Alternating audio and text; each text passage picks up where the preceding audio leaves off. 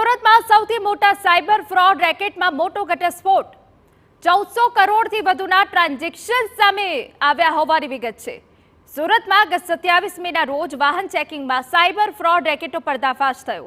આ જ કેસની તપાસમાં મોટો ઘટસ્ફોટ થયો। તપાસ દરમિયાન પોલીસે 164 બેંક એકાઉન્ટ મળ્યા, જેમાં માત્ર 6 મહિનામાં કુલ 1445 કરોડના ટ્રાન્ઝેક્શન થયાનો ચોંકાવનારો ખુલાસો થયો।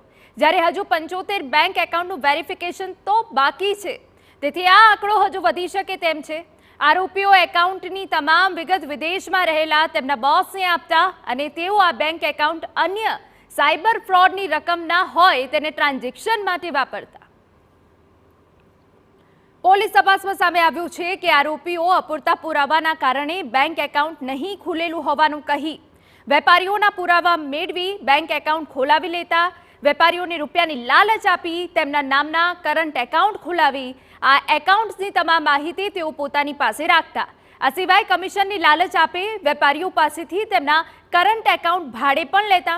આરોપીઓએ પોતે પણ કેટલાક ફોર્મ ઊભા કરી જીએસટી નંબર મેળવી કરંટ એકાઉન્ટ ખોલાવ્યા હતા। આરોપીઓએ દર એકાઉન્ટ દીઠ અલગ અલગ લિમિટ આધારે 1 લાખ રૂપિયાથી લઈ 7 લાખ સુધીનું કમિશન મળતું।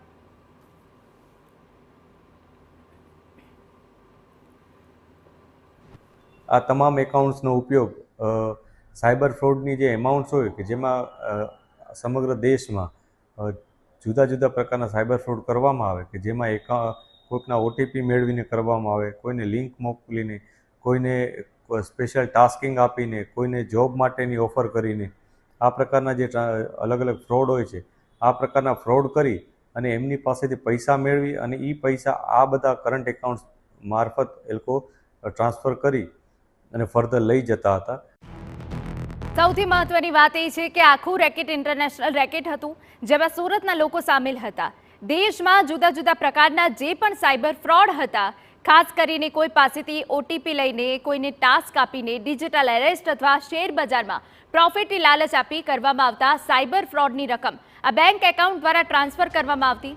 આખા રેકેટમાં ક્યુબાના વ્યક્તિની સંડોવણી સામે આવી।